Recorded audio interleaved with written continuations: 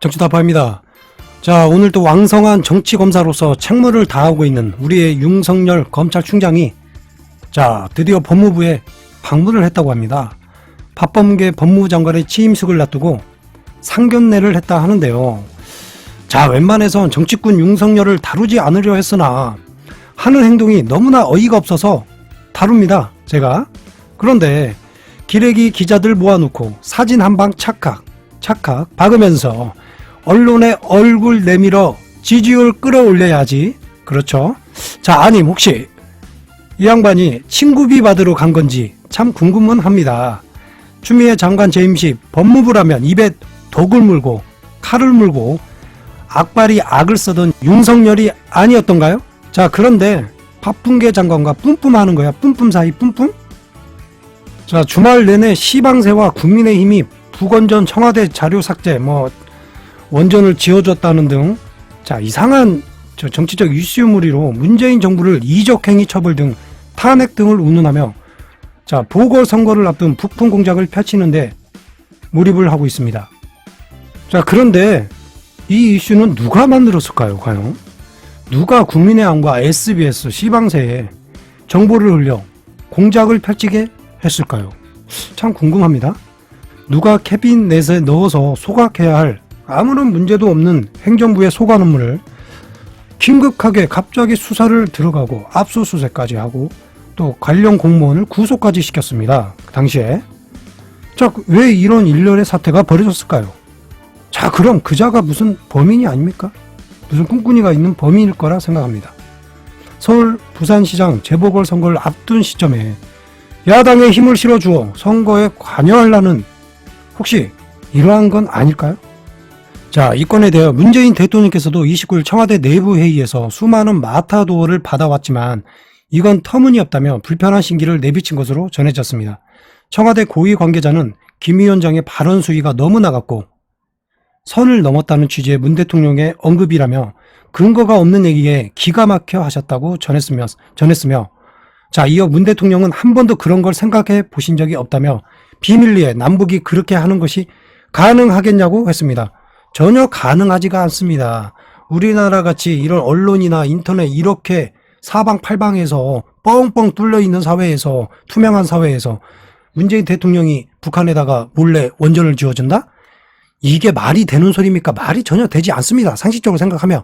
그런데 저들은 항상 하는 것처럼 선거를 앞둔 부품 공작에 몰입을 하는 겁니다. 선거를 이기기 위해서. 이어 북한에 관련된 소식인데요. 이재명 경기도지사가 지난 29일 대북전단금지법, 개정된 남북관계 발전법에 대한 국제사회 일부 우려의 목소리와 청문회 개최 추진 움직임에 대응해 미국 의회와 UN 등의 공식 서한을 발송했다 합니다. 이번 서한은 대북전단금지법의 필요성을 비력해 국제사회의 이해와 지지를 확대하기 위한 것으로 미국 하원 톰 렌토스 인권위원회 공동위원장, 미 상하원 외교위원회 각 위원장, 주한 미국 대사대리, 주한 영국 대사, 주한 EU 대표 부대사 및 UN 사무총장, UN 북한 인권 특별 보고관 등이 전달될 예상인데요.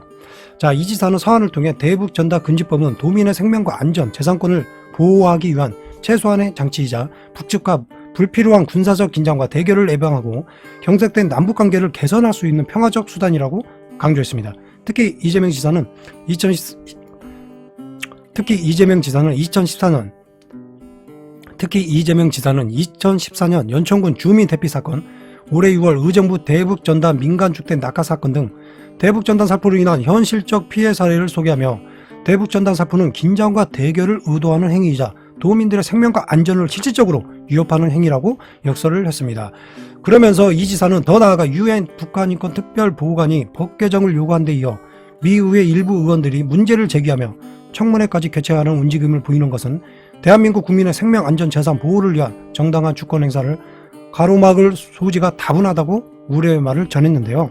또한 대북전단금지법은 표현의 자유 보장을 전제로 오직 남북 합의를 위반하는 전단 살포 행위 등만을 최소한으로 금지하는 것이라며 유엔의 시민적, 정치적 권리에 관한 규약 제19조에서도 표현의 자유가 타인의 권리와 공공질서 보호 등을 제한될 수 있다고 규정하고 있다고 강조했습니다. 이는 민주주의 국가에서 표현의 자유도 매우 중요한 가치이지만 국민의 생명과 안전을 상당한 업무를 초래할 수 경우 생명권, 재산권과 충분한 균형과 조화를 이루며 행사되어야 함을 강조한 것으로 풀이되는데요.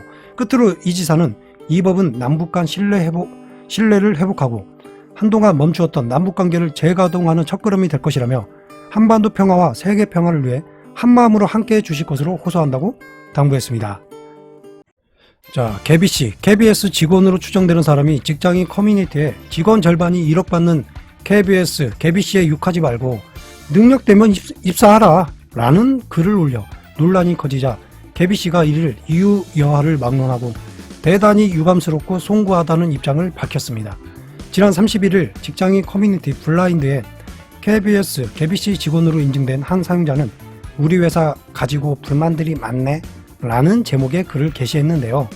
해당 글에는 너네가 아무리 뭐라 해도 수신료는 전기요금 포함돼서 꼬박꼬박 따박따박 내야 되고 KBC는 평균 연봉 1억이고 성과금 같은 거 없어서 직원 절반은 매년 1억 이상 받고 있다며 제발 밖에서 우리 직원들 욕하지 마시고 능력 되시고 기회 되시면 우리 사원님 되세요 라는 내용의 비꼬는 글을 올려놨습니다. 참 어이가 없죠. 네, 공영방송이라는 곳에서